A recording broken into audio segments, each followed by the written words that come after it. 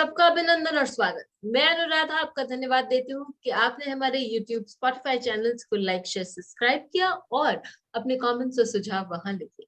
आज हम बात करेंगे चंद्रशेखर शर्मा जी के साथ और जातक परिजाता के एक बहुत ही सुंदर श्लोक पर हम उनका विश्लेषण सुनेंगे। सर, आपका कोटि कोटि प्रणाम, नमस्कार सर। नमस्ते सर, एक बात बताइए कि ये श्लोक जो आपने हाँ। अभी लिया, जिसके बारे में आप बात करेंगे, वो समझने में तो डेफिनेटली डिफिकल्ट है, लेकिन आपको ये श्लोक बेस्ट क्यों लगता है सर? देखो, ये श्लोक काफी जो हमारी गलतफहमियां हैं ना ज्योतिष के बारे में, या मेरी थी जब मैं यंग था, अभी भी है, ओल्ड हो गया तो बहुत कोई विद्वान नहीं हुआ, पर कम हो गई है। तो ऐसा हमारे यहाँ समझा जाता है कि भाई डेबिलिटी का प्लेनेट है, जो नीच प्लेनेट है, ये बहुत बुरे रिजल्ट देता है। ये हमारे यहाँ एक फर्मा बन गया है, और नीच यदि ग्रह है तो वो सभी नीच होता है और सब कुछ खत्म हो जाता है। ये चलते रहता है। फिर अष्टम में यदि पाप ग्रह रहे तो इसकी तबीयत खराब हो जाती है। अष्टम भाव है, आयुष स्थान है, वहां पे पाप ग्रह बहुत बुरे हैं। ये हमारे दिमाग में बैठ गया है। और ये आदमी क्या नकारा रहेगा, क्या करेगा, इसका तो डेबिलिटी में लग्न में बैठ गया है, तो ये तो पूरा ही गया।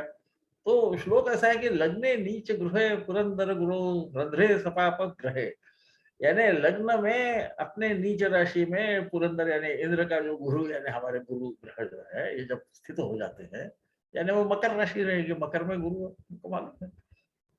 और रंध्र में यानी अष्टम भाव में पाप ग्रहों के साथ सपाप ग्रह यानी वहां पर पाप ग्रह होना, फिर क्या होता है, वहां पर अष्टम भाव में जो पाप ग्रह है, ये तद राशंश समन्वित, वही राशि और वही नवमांश यदि बैठेंगे, इसका मतलब वो ग्रह वर्गोत्तम हो जाएंगे। जिसकी शक्ति हमारे उच्च ग्रह के उसकी छोटी उसके जस्ट नीचे में उसको समझा गया है, उसके बाद में बाकी सब आते हैं, है ना। अति मित्र वगैरह बाद में आता है, पहले उच्च के बाद में वर्गोत्तम। यदि तदा राजा धीराजो भवे, राजा का राजा बन जाता है, यानी छत्रपति बनता है हमारे भाषा में, है ना, या सम्राट बनता है। सम्राट चंद्रगुप्त वगैरह सुना होगा आजकल के लोगों ने। तो अभी तो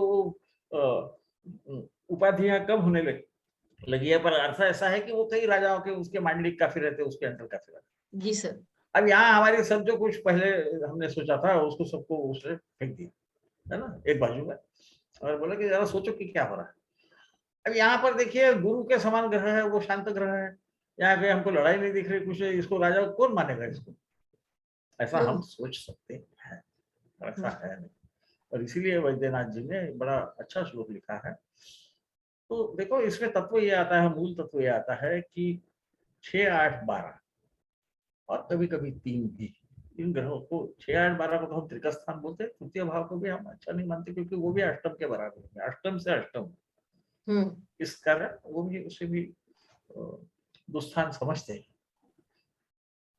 अब इनके अधिपति यदि नीच होके अच्छे घर में बैठ जाए, सुस्थान में बैठ जाए, तो उसे विपरीत राजयोग कहते हैं। इस विपरीत राजयोग की चर्चा बहुत कम होती है। हम षष्ठेश रंध्रस्थान में बैठा है, रंध्रस्थान का द्वादश में बैठा है, ये सब हम जानते हैं। तो ये तो विपरीत योग है, पर ये विपरीत राजयोग जो है वो इस तरह से होता है। या अच्छे भाव का स्वामी फिर से नीच होके इन जगहों पर बैठ गया तो विपरीत राजयोग होता है। इसके पीछे का तत्व ये है कि 6, 8, 12 के स्वामी जहां भी बैठते हैं उस भाव को खराब करते हैं, हमको मालूम है। या इन भावों में जो भी स्वामी आते हैं उनके भाव निर्बल हो जाते हैं, ये भी हमको मालूम है।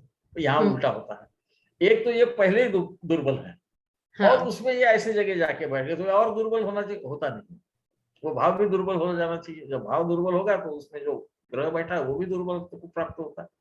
ये होने के जगह उसके शुभ रिजल्ट आते हैं, शुभ परिणाम आते हैं, इसीलिए उसको विपरीत राजयोग, और उसको राजयोग केवल विपरीत योग नहीं, विपरीत राजयोग।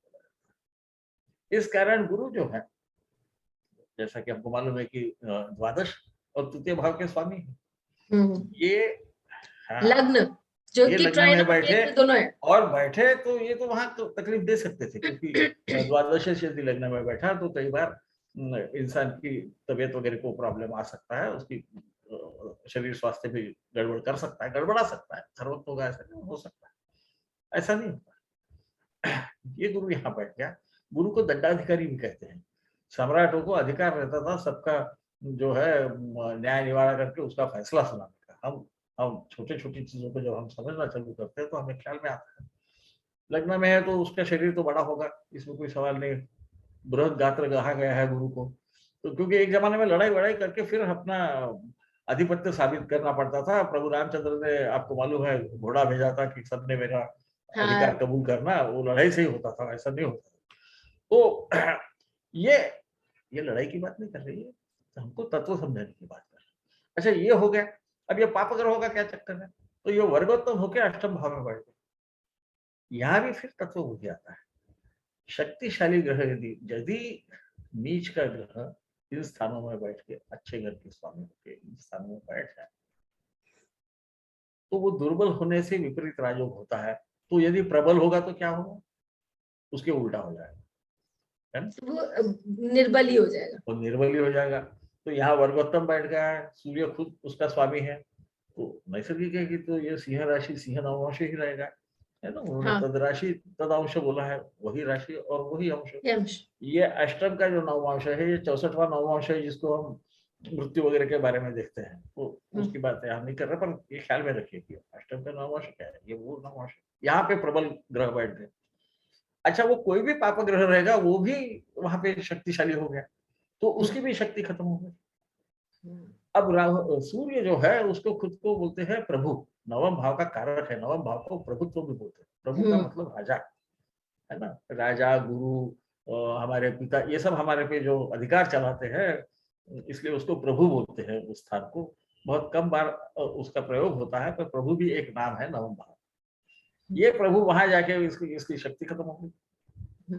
अब राजाओं की यदि शक्ति खत्म हो जाए और जातक को यदि शक्ति प्राप्त हो जाए, बल प्राप्त हो जाए, लग्न है, लग्न ये उसका व्यक्तित्व है, उसका आत्मबल है, यहाँ पे उसको यदि बढ़ोतरी हो जाए तो क्या होगा, तो ये राजाओं का राजा हो जाएगा। ये उसका मूल तत्व है। ये सूर्य आदि ग्रह द्वितीय भाव को देख रहे हैं, वहां शनि रहेगा, मंगल रहेगा, तो शनि होगा तो अपने भाव को देखेगा, धनेश धन भाव को देखेगा तो पैसा देगा। राजा में क्या होता है, अधिकार रहता है और लक्ष्मी रहती है, लक्ष्मी जी रहती है। इस प्रकार से हम इसको जब देखेंगे तो हमें सब ऐसा भी देखिएगा कि कोई भी ग्रह सिंह राशि में जाने पे अपनी शक्ति खोता है, ये हम भूल जाते हैं। हमको सिंहस्थ गुरु याद रहता है, राजा के घर में सभी दुर्बल हो जाते हैं, है ना, और राजा खुद गुरु के घर में दुर्बल होता है, वो अलग बात है। तो आप जब वो शादी के मुहूर्त वगैरह देखते हो ना, तो ख्याल में आएगी सिंहस्थ है गुरु, तो अभी शादी नहीं करना। परंतु हाँ, यदि वो गुरु के नवांशों में रहे सूर्य उस वक्त, तो फिर वो शादी कर सकते हैं, ऐसा एक तत्व है, मुहूर्त शास्त्र में आता है जी। इसका यही मूल है ना। अब ये शनि जो है ये भी वहां चला गया, तो ये शक्तिशाली तो है, तो ये अपने लिए कुछ नहीं कर सकता, ये इसको सेकेंड हाउस को देखिए। उसको धन देगा, धन देगा आसानी से दे। और जो राजा है ये इससे शरण में आ जाएंगे। दुर्ग भी कहा जाता है अष्टम भाव को, ये ख्याल में रखना, है ना। इसको हम किले वगैरह भी कहते हैं, उस जमाने में किले रहते थे। कोई भी जो शक्तिशाली चीज है वो अष्टम भाव से देखी जाती है। और इसीलिए मैं ये विषय तो नहीं है, फिर भी बताना चाहता हूँ कि मंगल यदि वहां बैठा हो। होकर बैठा हो, उच्चस्थ होकर बैठ गया इस चार्ट पे, नहीं ऐसा नहीं, तो हम तो उसको कुज दोष बोलते हैं, और बहुत ज्यादा कुज दोष है, क्योंकि वो हाँ, उच्च का वैसा नहीं रहेगा। वो व्यक्ति झगड़ालू होने की वजह से शांत हो जाएगा, जिसके भी इसमें होगा। तो ये याद रखिए सहसा, क्योंकि वो फिर पूजा दोष करके शादियों को टालते रहते हैं, बहुत बेकार है। पर शक्तिशाली यदि होगा तो उसकी शक्ति कम हो जाएगी, वहां शक्तिहीन की शक्ति बढ़ सकती है। क्योंकि ये विपरीत को कभी भी हमें ख्याल में रखना है ना। वो ऐसा भी आप सोच सकते कि वो नैसर्गिक कुंडली में पानी की राशि, उसमें सूरज डूब गया तो वही सूर्य का अस्त ही हो गया ना, समुद्र के वहां डूबते हैं जी। ऐसा आप सोचते हैं, पर ये नहीं है, तत्व ये है। ये तत्व का जो जब प्रयोग किया गया तो ये राजा जो है ये तो खत्म हो गया। बाकी राजा लोग तो नैसर्गिक है, तो ये जो हमारा जातक है इसकी शक्ति बढ़ गई, इसका शरीर भी बड़ा होगा। गुरु को बृहद गात्र कहा गया, वो लग्न में बैठ गया, है ना, और विपरीत राजयोग करा रहा है, तो विपरीत रीति से इसको शक्ति मिलेगी। और इसलिए ये बड़ा एकदम पहले दृष्टि में समझने लायक श्लोक नहीं है, एब्सोल्युटली, ये बहुत कॉम्प्लिकेटेड है, लेकिन क्योंकि सर ने हमें इसको इसका विच्छेद करके और अलग अलग ढंग से इसको बहुत बेसिक लेवल पे ले जाके हमको समझाया है, इसके लिए समझना और बहुत सारी चीजें इससे निकल कर आई है। विपरीत राजयोग एक्चुअली किस तरह से ऑपरेट करता है ये हमें मालूम पड़ा है। हमारी सर के साथ क्लासेस चल रही है भावार्थ रत्नाकर। यदि आपको इन क्लासेस के लिए एनरोल करना है तो हमें लिखकर व्हाट्सएप करिए या डायरेक्ट हमारे वेबसाइट से एनरोल करिए। फिर मिलेंगे, तब तक के लिए धन्यवाद। बेल आइकन को दबाएं ताकि आपको वीडियोस की अपडेट मिलती रहे। हमारे वीडियोस को लाइक करें, शेयर करें, उन पर कमेंट करें और हमारे चैनल को सब्सक्राइब करें।